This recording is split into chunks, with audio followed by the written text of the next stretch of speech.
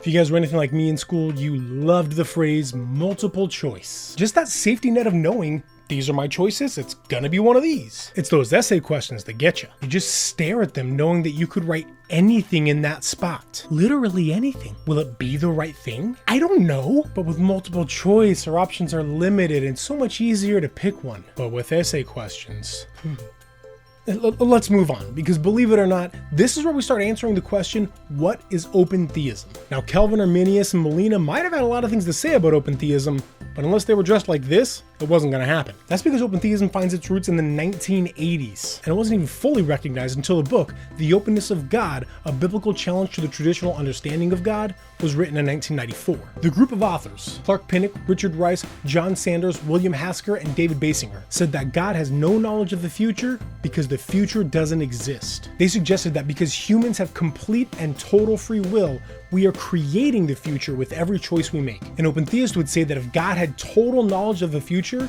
then a human couldn't have total free will. Think back to those test questions we were talking about earlier. For a teacher to know what you would or could answer, it would have to be multiple choice. But with multiple choice, there's also a limit to what your answer could be, meaning you don't have total free choice for your answer. For you to be able to answer however you want, it would have to be an essay question. But with an essay question, there's no way for the teacher to know what you will choose. In a similar way, Calvinism, Arminianism, and Molinism are like multiple choice questions. Well, Calvinism is more like CAPTCHA. It gives you one choice and says that means you're not a robot. But you get the idea. With these three opinions, God knows what you would or could choose because there is a limited amount of choices. To be able to know all of something, it must by definition be finite. It must have a limit. And an open theist would say that if our choices are limited, then we don't have complete free will. On top of this, open theists would say that if God knew what choices we were going to make in the future, then he knew we would choose sin. And if God made a world in which he knew we would sin, an open theist would suggest that makes him at least partially responsible for sin. Therefore, for us to have free will and for God to hold no responsibility for sin, an open theist would say that God experiences time as we do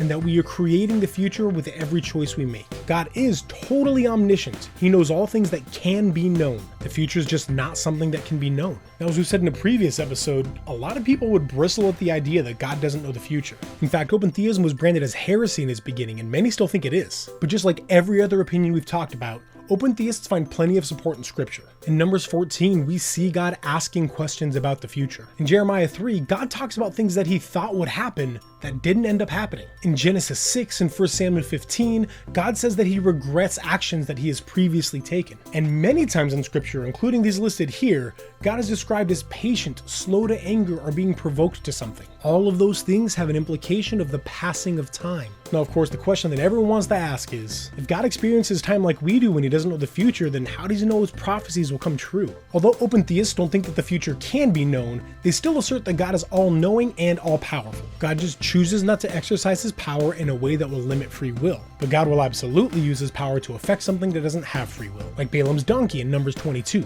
or in guiding people to the things that he wants, like Moses and the burning bush in Exodus 3. Along with these things, an open theist would say that God, being omniscient, can see the inevitabilities that people have created, not knowing the future or limiting choice. But seeing that people have chosen A and chosen B, being omniscient, he knows that C will come to pass. With the combination of these things, the open theist would say that God knows his plans will occur without him actually knowing the future. Well, that's it, guys, our quick look at open theism. Thanks so much for watching, and we'll see you next week.